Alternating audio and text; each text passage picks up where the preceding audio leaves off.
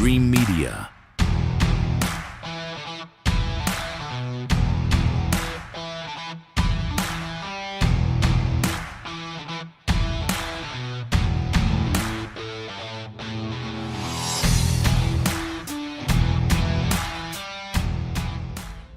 Does your ordinary radio feel a little limited? If you're looking for a new way to listen, it's time for a fresh start. Introducing the Live the Dream Media app, your premier destination and a new level up for digital radio. Over the last 2 years, we've found new ways to ensure your digital radio experience is the best it can possibly be. From live podcasts that spark new perspectives to a 24/7 soundtrack of live music, and even our built-in merch store. We've built a platform that is convenient, high quality, and simple to navigate. But we're only just getting started. Catch all of our shows weekly and join the Live the Dream Media family today and help us change the airwaves forever. Download it for free on the App Store or Play Store today. Live the dream. The dream starts now.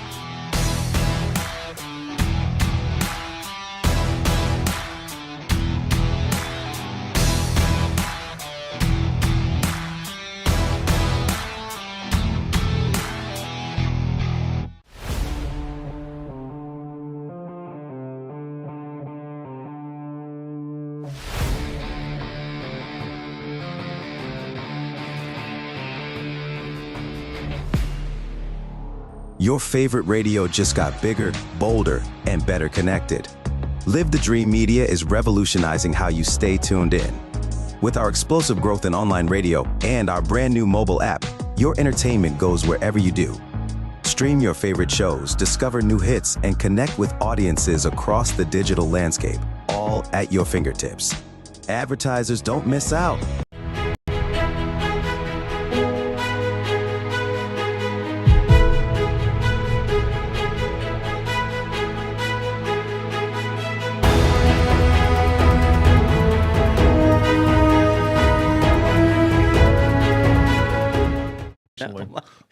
Hey, good morning, everybody. Welcome to the Marana and Oro Valley Experience here from the Live the Dream Media Studios.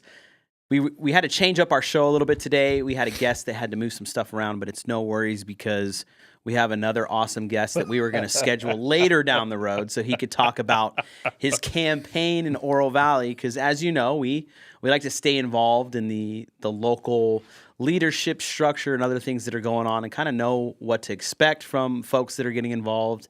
And then, of course, share information we know about things going on the ground. I think it's important to share what's going on the ground with people here in the community. And we take pride in doing that and being one of the trusted, sources here locally. And without further ado, the famous Christopher DeSimone is here. Lord. How are you, Chris? I'm amazing, David. How are you? Coming off your 3-hour stretch. I saw that you got some more coffee, which I understand. Like I said, I used to do 4 hours of radio. That's unreal, dude. I don't know how. I did it for a month. And I said, I don't have that much in me. What was the first thing that you noticed started happening to you? Was it physically or mentally? Physically, my voice. Was it getting high-pitched or was it going just disappearing? It was getting strained. Really? And I remember Ed Alexander, DJ to the Stars for 50 years, said, it's like a muscle, dude. And if you overtax it, he goes, if you keep doing 4 hours, sooner it will get back, it'll strengthen. Mm-hmm. But he goes, you're talking too much. You don't talk 4 hours straight. Yeah. And so I told the people at the time, this is ridiculous. We're going back to 3. 3 is about enough. Executive decision. Yes. 3 is enough. So, 4 is too much sometimes. But I'm happy to be here to fill in for Christopher Knapp, who I think is a wonderful guy. He is a good dude. And we have to work through some approval things and the red tape of the bureaucracy that we often talk about. It's correct. It's unfortunate it gets in the way of things, but I'm hopeful that in the future, as technology gets better and better and better, that the approvals can be faster and the red tape there could be less. I think there's ways to improve efficiency even without AI, right? You talk about it pretty often on your show, right? About how I think there's good uses for AI. Like Schweikert's talked about with AI for building plans, right? Instead of having a department of 10 people who try to, is your plans according to code, right? He goes, load everything to AI, drop in your plans, and within 24 hours, you should have your approval, or here's the things you need to correct. And once you get that correct, plug it back in. You don't even need to talk to a human. Mm-hmm. And once you plugged it in, boom, we'll send out an inspector later to make sure you're doing it right. But you could kill the whole getting dragged out by bureaucrats, which hurts a lot of our business owners and people who are building anything, or even a house, right? Mm-hmm. You want to build a custom house, blah, blah, blah. Do it that way. So, Yeah. So. Speaking of building houses, I heard some interesting stuff this weekend. What's that, David Marana? I don't know how far I'm allowed to go into it, but you'll have to reach out to. You need various approvals? Yeah, I gotta go through some. I won't give up the source, but I think it'd be good to reach out to Bill Beard. Is that your guy? I'm Billy? sick of Bill Beard. Bill? I'm trying to get Bill on the show. He said I got to reach out to the main page or something like that. So I'm going to see if maybe you can go around that. I'll give you two names. Okay, because he had a really good article about the AI data center stuff. Yep. But anyways, going back, so I heard something in regards to the Goldwater Institute potentially getting ready to sue a county in regards to pretty much. I don't know the wording of it, but it sounds like some type of extortion regarding property ownership and There's conservation issue stuff. So what's interesting about, I don't know about the specifics. Yeah, we'll have to. It hasn't hit the courts yet, but I guess it's coming. As a guy who's been bloviating about this region for years, what we learned in Pima County is they've learned that you bend any sort of developer over the barrel, right? And what you do is you hit them as hard as you can to try to milk as much as you can out of them as a price for developing on your, quote, your land. Even though it's their land, right? They consider it the Huckleberry Grijalva Ekstrom crew. It's our land that you're going to build your houses or your building on. And so what happened was they created these various things that they would bring up about your land and make you jump through many hoops to get your deal done. Make sure you have the right civil engineer, the right lawyer. That's our people that we like, right? Don't bring in your fancy land lawyer from out of town, right? And then we can say in the county, they say, oh, we can't get wastewater out to you. Oh, that would be a control. Oh, we can't get that out to you. Sorry, you can't build your 400 homes, right? Or what they do is you go to Carolyn Campbell and the Coalition for Sonoran Preservation, and then they hit up, oh, there's a shovel-nosed snake, there's a three-toed frog, and it's all part of how they... That's why when we talk about the anti-business attitude of the region, it really comes from what the godfathers of the county did with developers, and they've applied it to pretty much everybody else. Yeah. And that's one of the legacies of that that's very damaging to this day. Yeah. Full disclaimer, don't know if it's going to go to the courts, but that's just information that was relayed. There's on a napkin. There's a few suits in the hopper right now, so we'll see how it goes. Yeah. Not unrelated to that, just other things. Do you ever find yourself in a position where you're like really surprised something gets shared with you? Like, is it like, do you want me to take it and run with it? What's the why behind it, right? Because you ever have those instances where information is shared with you, lots of times. But there's no restriction on it. It's just like, hey, this is here for you. Here you go. So I have, over the years, people have come up with, from that work at the county, work at the city, work at the town of Oro Valley, town of Marana. They come to me with stuff. Yeah. And so you always have to be careful. There's not just the idea of legality of things, or also you don't want to burn a source, right? But at the same time, just like a good reporter should take an unnamed source, and then go find it using the regular means, right? That's what I've learned, because there's been things that have thrown to me that they say, oh, this is going on, right? And then when I take that extra step or two, I find out that it's not either happening at all, or it's in a different way that this person misunderstood. So if I went on the air with it, I would actually be presenting crap. And you have a good connection with Goldwater, so I think that you would be able to dig up what's going on with that. They've been partners in a lot of things over the years. Like you said, I'm not going to present anything on it because I don't know any of the facts or whatever else, but I'm like, hey, this is a topic that maybe I could share with Chris. So for Pima County, that was the beautiful part. So Austin Vandeheyden, who used to come on the show, he was the government affairs, but he was a Phoenix guy. And I like Austin a lot. Having Bill Beard replace him, a Southern Arizona guy who understands all these things is the local people's worst nightmare. Yeah. Right, because Bill knows where a lot of the bodies are buried and how they were buried, and so it's unbelievable invaluable for this region that Bill works for Coldwater. Absolutely. Absolutely. So, yep. And so I wanted to present that to you because right away you showed the steps that you take to verify as much as you can on what we're talking about. And it's Correct. a process that you've had for 17 plus years in broadcasting and the stuff that you've done. And you've learned a ton about local government, business, the economy, and so on. You talk about it all the time. Now you're moving into the leadership role, and you're running a candidacy for the town council in Oro Valley. Yeah.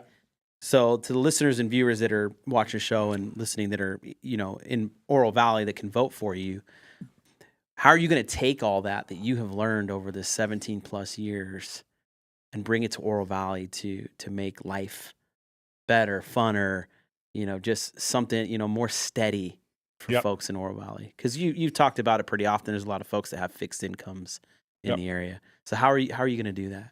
So doing what I've done over the 17, 18 years has been one of the best experiences to be a government elected official. I have watched the good, the bad, and the ugly of governance, right? I have watched how government bureaucrats control electeds, right? I have watched how government bureaucrats and/or electeds obfuscate the reality of what's going on with how they talk about things or how they don't talk about things.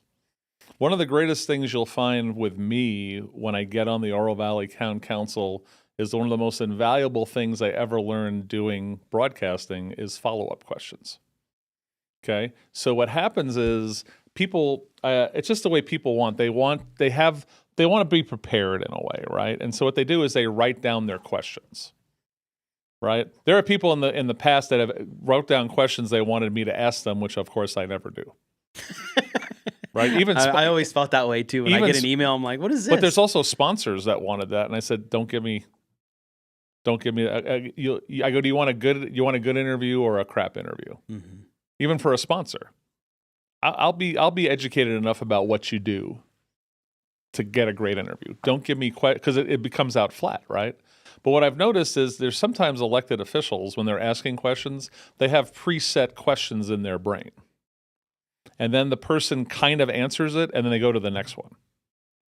Where the real gold and the real value for your citizens and your taxpayers is always the follow-up question. Right? So I'll give you an example. So December, January at my tourism advisory committee, because Oro Valley made this horrible decision to pull out of Visit Tucson prematurely. Now, should they do their own thing? I've been saying it for years. What's the name of the show? Marana Oro Valley Experience, something that me, you, and Clinton all agree on needs to happen, that we forge our own identity, right? But what happened was, for, I think, petty reasons, we pulled out of Visit Tucson too early. And we have an economic development guy who didn't want to do tourism and one tourism employee that's supposed to replace a staff of 44. Not that we need to do everything Visit Tucson does. There's some basic stuff, right? We paid for a consultant $154,000 for a crap report that was only on destination leisure stuff, right? And we've learned that after going through this process, you could have put the 5 of us in the commission in a room with 2 pizzas and a couple of pitchers of beer, and we would have came up with a better plan than what this company out of Dallas came up with for $154,000. Okay? So here's the example. So the guy who's the economic development director talks about there's a master account credit thing that they do at Visit Tucson, that if you bring your group business and you do so much business at a resort or hotel, there is a credit to your master account that comes from Visit Tucson to incentivize you to bring a certain amount of business at one time, okay? And so I asked staff, and I think it was the December meeting, and the guys from the El Conquistador were in the room. And I said, "Hey, have we actually," I asked, "Are we doing this?" They said, "Yes." So I said, "You've actually stroked a check to the resorts for these things?" And they said, "Yes." And what happened was the GM of the El Conquistador, like a bullet, filled out a blue card and said, "Well, that's not actually true." right? But if you don't ask the follow-up, what's the thing about the follow-up? The follow-up question was, have we actually cut a check to the resort? And now I have your biggest resort in the town saying, well, you've never done that at all, right? So you have to do the follow-up questions is where the citizens is going to win, right? Because everyone likes to ask the grandstanding question a lot. Mm-hmm. What about this, right? But if you have to pay attention, right? So you saw it during the forum, right? I'm paying attention to what everyone else is talking about. And then I would refer back to them sometimes during the forum because that's how I do it, right? I may not agree with everything Rosa Daly's doing, but I'm paying attention to what she's saying, right? And then I say, well, as Rosa said, right? And what happened was, and very rarely did anyone do that in a forum. They're always just like, right? Mm-hmm. And you have to pay attention to what your other folks are saying. And so to me, so I've seen the really bad of governance, which is Pima County, right? It's not much better today than it was in the Huckleberry days, and it was such. Actually, I can't believe I kind of missed the elected officials of 10 years ago compared to what's there now, right? Because they're even more hard left than ever, right? And they don't care how the place goes down one way or the other. So I've seen the bad, I've seen the ugly of the city of Tucson, where they just ignore reality in the city streets. But I've seen the good. I see what Mayor Ed did with Gilbert Davidson, right? I've seen some of the flashes in Oro Valley, some of the good stuff that happened in Oro. But hanging out with Mayor Ed like we all did, right? And seeing a total pro like Gilbert Davidson, who to me is probably the best town manager in the state. He's in Prescott Valley, killing it up there right now. Yeah. And actually a bonus is his attorney, city attorney, just moved down here to become the Oro Valley attorney. So that's a good thing, and it sounds so that's a good thing. But so I've learned some good stuff. I saw what Allie Miller went through fighting against the county. I saw what they brought to bear on her and Joanne, like it's like having the entire staff working against you and a media working against you. So that's what I'm going to bring to the job in Oro Valley. I have an experience and a knowledge of talking to the right people, understanding how the dynamics work. Because one of the things that my friends on the board now in Oro Valley and a lot of the other people running, they have no idea of the forces outside of Oro Valley that are working either mostly against them. They have no concept of how that works. And what you're doing is you're relying on a town bureaucracy that either doesn't understand themselves or doesn't want to tell you. And that's not to the benefit of Oro Valley voters. Voters, citizens, and taxpayers. Yeah. So I guess I answered your question. Yeah, I would say so. Yeah. You bring up the external forces and stuff. That's happening out in Marana as well. Yeah. I mean, it's way happening. You're seeing, you're seeing protests at, I went to a fundraising event for the Marana Unified School District, the 2340 Foundation, which helps provide scholarships for students who spend their whole educational career in the Marana Unified School District all the way through, and they provide scholarships for these students. It was the 100th birthday of... And it was the centennial celebration of the district, and you had a lot of folks there, a lot of educators that have done a lot of great things. And, you drive up and there's people in the way of the driveway with PAs yelling and hollering and just being clowns. And I'm just like, this is what we're doing. And I grew up in Marana, and that kind of stuff didn't happen 5-7 years ago. That was not going on. We weren't dealing with that in any shape or form. And now it's becoming like this intimidation factor almost that is continuing to occur. And it's pushing up more and more and more. Like we've seen a few like Cortero and Silver Bell that have happened that just never happened.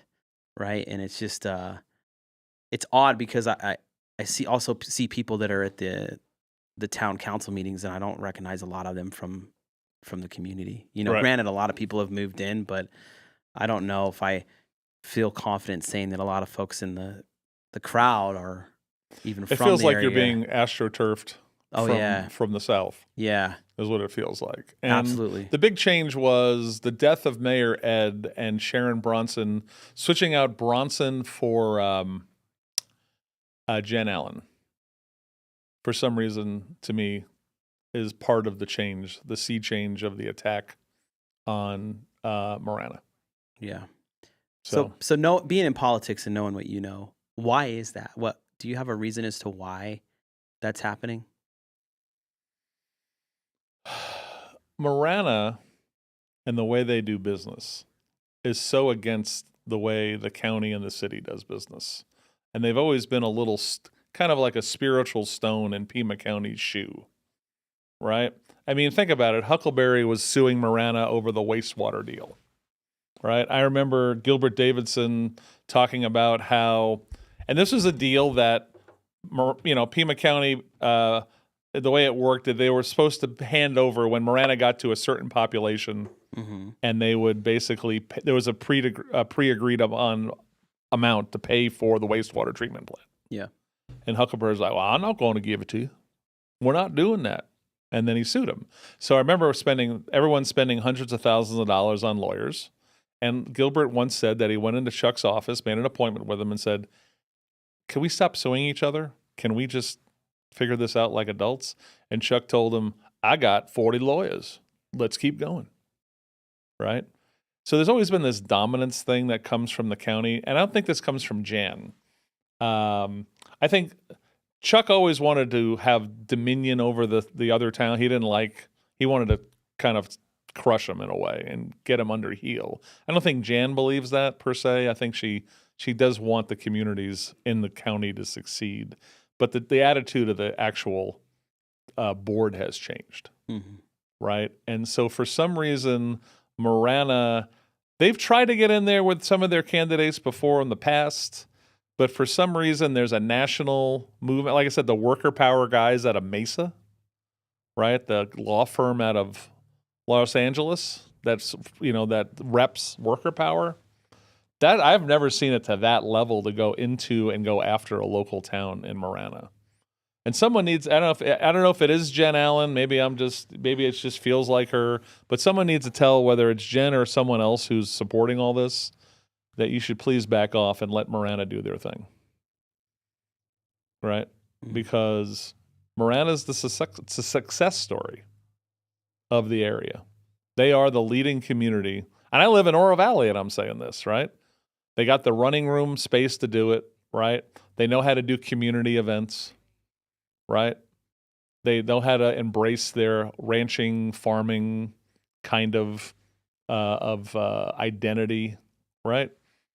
They're the most business-friendly community that I've ever seen in southern Arizona. So for some reason, I don't know why, this bothers certain people in Pima County. That's all I can tell you. It's interesting. Yep. Interesting. Yep. So why are you the best person for the town council in Oro Valley? Just give us your. I only got a couple more minutes with you, so I want to cover that. Why are you the best? In relation to total package for a council person, right? I keep saying it on my media stuff, and tell me I'm lying. No one knows more about local government than Chris DeSimone. No one. No one's, remember, part of that 17, 18 years of talking about it, analyzing it, writing a regular biweekly column on it, talking to being involved with campaigns, fighting bond. No one's put in what I've put in relation to local government. So that's number one. Number two is communication skills. Right? So everyone said to me after the forum, they were very nice. They said, man, you killed it at the forum. I said, well, I better. Right? After 17, 18 years of doing what I'm doing on LTD and then before what I did on radio, I better dominate and do well in a forum situation. Number two, I don't have, as you know, I'm not shy. But if you can see, I can ask the hard questions and take stands, right, in a reasonable way that some people won't. Because I am digging my heels in for the Oro Valley citizen. Again, a Mayor Ed lesson. He goes, I don't care if you're a Democrat, Republican, I don't care what you are. You're a green, libertarian. Mayor Ed's going to war for you. I'm going to make sure, I'm going to do my best for every person in Oro Valley. That's my attitude. And I see too much. This is why I don't want to join a slate. I've been asked to join slates 3 times now. 3 times? From both sides. Really? Okay. DeSimone's the Switzerland. Why- How can you believe DeSimone's the Switzerland in Oro Valley? What is the? Why is that? What is there a benefit to it that I'm not aware of? Why? It's Is it a pool- comfort thing or what? What is that? Number one, there's a comfort thing, but there's also a pooling of resources, right? So if you looked at the, I see. so if you looked at the first quarter financials, right? So I was at 20,000 by March 15th. Okay. Rhonda was at 16, right? Then Rosa was at 6,000 of her own dollars. Mark was at 5 or 6, but then everyone else was about 1,000. Okay. Okay. Some 1,500, somewhere in there. So what happens is if you don't think you're going to raise enough money, you would say, hey, let's pool our resources and all go on a billboard together. That's how we're going to pool our resources, okay? But there's also an ideological bent in relation to how you think you're going to win, right? And so what you're going to see, I believe, is you're going to see Mel, Matt, and Rosa come together, because you can see their signs look exactly the same, okay? Is they're probably going to do a all-developer, anti-development thing. Not that me or anyone else is saying we need to have more development. Because remember, what I keep saying is we have 5% of the town left to develop. What are we fighting for? Right? If you're not doing the real annexation work, you're in trouble. Right? Even if the pro-development maniac out there who somehow got on the council said, we're going to go 8-story apartments in the 5% that left, that still doesn't solve our problems. Right? And then I've seen some rhetoric that says, I can't believe Chris blank and blank hasn't said publicly that they're not taking money from developers. So that must mean we're there for developers, which is just the most asinine thing ever. Right? So I've said what I said at the forum, right? But that's why they slate. They slate for pooling of resources, and they feel like there's that one. They're going to all stand up for that one issue that'll get you to victory. And we have lots of different issues in Oro Valley. There was one topic in particular you spoke on, and I felt did a really good job of just being blunt about it. Yes, sir. With the reality, and that's affordable housing. Correct.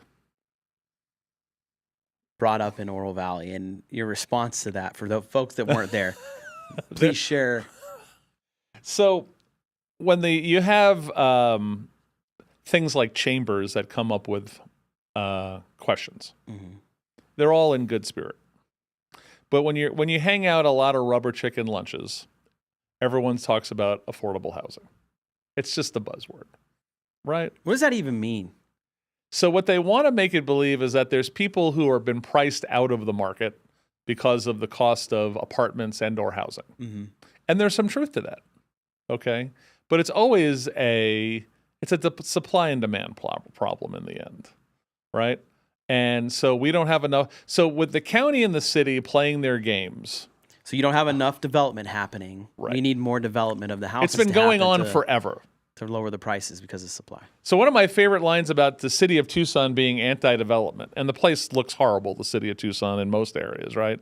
There was a company called Crate House, and they created storage units, housing, tiny homes out of storage units, out of the storage containers. And what happened was they were a U of A tech park startup company, and they couldn't get it done in the city of Tucson, so they moved to Denver. The company, right? So in the end, the city of Tucson, back to the control that I've talked about in the first part of this interview, it's all caught up to them, right? Then what happens is COVID happens, right? And there's a lot of people escaping from other states, especially California. And they came to Arizona, right? Because we were less draconian on lockdowns, right? California was getting a bit much, even for them. Not that they vote differently when they get here, sad to say. Okay, they came over to Arizona. They sold their $900,000 house in California and bought a kick-ass $500,000 house in Pima County area, right? Which raised demand on the housing, raised the prices of everything, right? And on apartments, right? And then it just there's a domino effect to all these things, right? So Phoenix has built more. I can see it. You see it in North Phoenix with that Taiwan Semiconductor the amount of housing and duplexes, or not duplexes, townhomes they built, right? Yeah. You can see it's flattening out the rent in that area. Well, we don't do that, right? But my answer, the long answer was, we don't do affordable housing. We're not going to do affordable housing. There is no chance for, it's not going to happen. First of all, the community has spoken very loudly that they don't want new apartments. So I get that. I understand that. But what I'm telling you is there's only 5% left. Why would Oro Valley spend the last 5% on affordable housing? Now, I've heard the county wants to take Quail Valley over there on Oracle and Rudisill, the old golf course, and maybe turn that into affordable housing. So what's affordable housing? That's subsidized government housing, right? Where the government is giving some of your taxpayer dollars to a builder, right, to go build low-income cost units, which is probably going to be subsidized rent from the taxpayer, right? And so that's what you should be doing is building more, especially in the city of Tucson, right? They should be doing more infill projects and letting those happen. But they've been fighting infill projects forever, right? Look at downtown, right? You would think downtown, when they first started Rio Nuevo, that there'd be a truckload of apartments built in downtown Tucson. They already have height. No one can say we're ruining the view shed because the view shed's already got big, tall buildings. But they never did that either, right? So what happens is there's still too much demand for not enough units, right? So my answer was, bluntly, it's a nice question, but it's not happening in Oro Valley. Just not. So to the point. Again, my favorite line from anyone, I keep saying this, lady at the community center when I was getting signatures. I asked her, she lived in Oro Valley for 25 years. What do you think of Oro Valley? And she says, I think we've lost our identity as a town. I don't feel like a town anymore. And I go, what do you think? What are we? She goes, we're a 48,000 person homeowner association. So the Nextdoor app? That's what the Nextdoor feels like. Yeah, she. If you know your show Bewitched, she says we feel like a lot of Mrs. Kravitz's running around in Oro Valley. And my thing is not the town's falling apart. It's the idea that we're heading towards a precipice financially, right? Yeah. And there's the basics of Oro Valley are there. It's beautiful. We have a lot of things that a lot of other communities. We have one of the best police departments in America, right? We have all this natural beauty. We're considered safe. We got a great police chief, right? This is amazing stuff to work with. It's going to take some incremental changes for us to be on we're not on a good trajectory now. We've painted ourselves in a corner. Is where we're painting ourselves in a corner eventually, that I have a lot of fixed income seniors that are going to be hurt by more taxes. And so ChrisForOV.com to donate, volunteer, and get a yard sign or a car magnet. They're pretty ass kicking. Well, Chris, thank you so much for your time and filling in today in the last minute. Really appreciate My that. pleasure. It's really awesome. So, when in doubt, DeSimone can talk. And go kick some butt on your campaign, man. Good luck. We're rooting for you. Good luck to you. And again, it's amazing what you and Clinton have built here in our building. It's a we thing, man. We're nothing. We're nothing without the youngsters here, the interns, everybody involved, the shows, having you part of it. I think there's a lot to acknowledge more than just us. And the biggest one, believe it or not, it's the people that choose to listen and watch. Yep. At the end of the day, I mean, that's where it really is. And I mean, the idea that we're pushing 24,000 live, unique listener viewers on a weekly basis. Yeah. That's hot. It's pretty sweet. It's pretty cool. That's hot. And it's because they choose. I mean, and I think the content's great too, right? But gotta have the content, man. They choose, and the app's gotten a lot better. You know, I talk to a lot of folks about how we've made adjustments to the app over the last year, especially, and it's gotten a lot faster and better. Yeah, actually, I think people who get to the app. Yeah. I think the only thing I ever hear that's like not a criticism is once they figure out how to find old shows. Yeah. That's the only part. That was their biggest trick. I just heard that from a guy. I met him at the Copper Creek Legacy night. He's like, "Well, I love the app." And then he said, "Once I figured out how to find the old shows, then I was like totally there with the app." Yeah. Yeah. Yeah. Good. So, but you built it from scratch like 2 years ago, for God's sakes. Yeah. Yeah. It's pretty awesome, actually. We did all right. We had a good team behind that. So. And we got a lot of people listening on it. Yeah. Every day. Yeah. It's great. Well, Chris, I don't want to hold you up any longer. I know you got to get going on a bunch of stuff. So thank you, Dave. Again, thanks for having us. I'll be right back after the sponsorship break.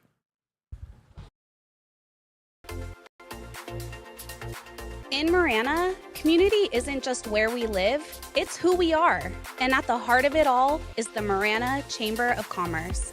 We are building a thriving community through connected business leadership. We start the month bright and early with Marana Mornings, sparking real conversations and connections. We celebrate growing networks at our 4th Tuesday mixers, hosted in exciting spaces. We unite visionaries and leaders at Impact Marana, driving meaningful progress together. We look ahead with Marana Insights, hearing directly from regional voices about what's next for our town. And we serve, through the passion of our board of directors and ambassadors, creating a culture of belonging through service and leadership. Because of our members, we're not just doing more, we're becoming more. Together, we're shaping the future of Marana. We are the Marana Chamber of Commerce. Hey, everybody, it's Chris. Hey, it's David Samarano. Hey guys, it's Clint Peak over here. Hi, I'm Blair Lametti Mathias. And I'm Summer Smeaton. Hey, I'm Ron Arenas. And I'm Will Pena. Hey guys, I'm Mike Curry. And I'm Mike Bader. Hi there, I'm Bruce Ash. Hi, Ed Wilkinson here. Hi, this is Bob Elliott. We are Live the Dream Media. Watch and listen to all of our shows Monday through Friday, only on the Live the Dream Media Network.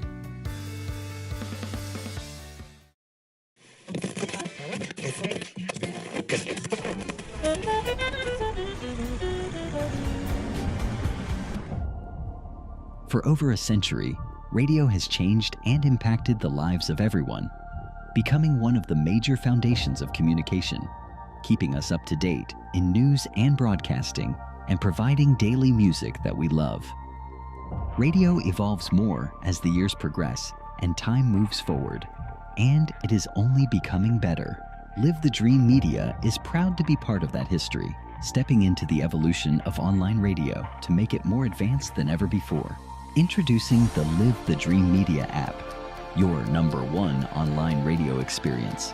Catch your favorite music 24/7 and tune into live podcasts, or catch up on your own time with our on-demand library. And you can also check out our integrated merch store built right into the app. No matter where you travel in the world, the dream stays with you. You can be anywhere on the planet and stay connected. Download the Live the Dream Media app for free today on the Apple App Store and Google Play, and experience radio reimagined. I want to look. I got my headphones on here coming back from the break. I should have them on because Shay's over here in the director's box hollering at me on some things. So I'm just getting better at what I'm doing here the rest of the show. But hey, thanks so much for joining. If you missed it, DeSimone was on here talking about his candidacy for Oro Valley Town Council. Here's his sign behind. So if you see some of these signs on the roadway soon, I think they're allowed to put their signs out on May 11th. So unless in Oro Valley they have the little free zones where you can put signs. But anyways, that's a whole different thing. So he was on there. You can go ahead and check this out on demand on our app, on Spotify and YouTube later in the day. The team is always really good about getting the stuff uploaded in post-production for your listening pleasure later in the day. So it's no secret that this week is Teacher Appreciation Week. And no matter what today, depending how the show went, we were going to have Detective Knapp from the Oro Valley Police Department on, but he'll be on at a later date. I really wanted to take the opportunity to thank educators and teachers and all those involved in helping us learn and become better people and understanding. And I'm sure that all of us could think of a few, if not a lot, of teachers that really had an impact on our lives. And we can think back to those days during, that time in your life where that teacher stepped in and really helped set the tone of who you're going to be and, how you were going to approach things. And they taught you how to work through certain problems. And I heard a line not too long ago where somebody said that in heaven, there should be like a special place for teachers when they get up there, like their own little hangout where they get to do their own thing, and I thought that was really cool to hear. And I think about that often, and I think about educators often. And, I personally had a few that were big parts of my life, especially coaches. And I think that's one that kind of gets left on the wayside too, is, a lot of coaches are teachers, and then they step into a whole nother experience to help educate and lead the future generations. And, when they walk outside the classroom and then they're teaching on a field or on a court, there's just a whole different element. There's a lot of emotions that go into those experiences for the youth, right? There's a lot of experiences like failure or winning, whatever side you're on, but they all teach lessons. And having a really good coach with a good head on their shoulders is probably one of the most impactful things that I personally experienced. I remember my football coach at Marana High School, and his name was Coach Willie Dudley. And I haven't had contact with Coach Dudley in years and years and years, but he taught a lot of character. When I remember stepping into when he had just become the coach, he comes in and he's like, "All right, guys, we're going to learn about character development." And, a lot of people would say, "Hey, we're expecting to learn a lot about football and do some drills and everything." But I think Coach Dudley recognized that there was a lot of talent at the school at that time. And he would make a statement pretty often that said, he would say, every school in Arizona has the talent and the people to win state championships. They're here. And he instilled a level of confidence in the players and in the program right away with that statement. And he broke down that the talent part's not the issue. It's not the talent and the people, it's the character. It's the culture. And he came in there and he took a losing program. In his second year, he took the Marana football team to playoffs. And it had been a long drought. It had been, and then I also had an English teacher that was very similar to him and how he approached class. And the one thing I remember about this teacher was his name was I just remember it was Smith. He was my Mr. Smith. He was not afraid of any communication with anybody. He was very open to reaching out to students and helping, even if it took extra time. There was no hesitation. And if you've got a teacher you remember that really stood out and helped you with some things, shout them out, throw them in the comments.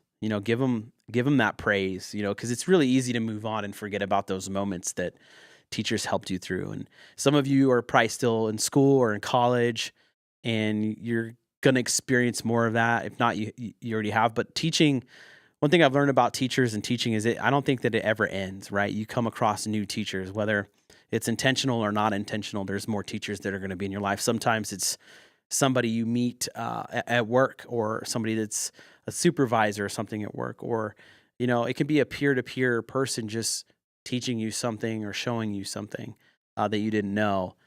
Maybe they continue to do that. I think it's just something that continues to flow, and you'll probably have more moments that stand out where you're like, man, this person was great. But, those folks that really commit and dedicate themselves to do it during the school year for those 180 days, they show up and they work hard at making sure that you're successful in the future. I think those are people that we shouldn't not only have a week for, but it should just always be something that we shout out pretty often.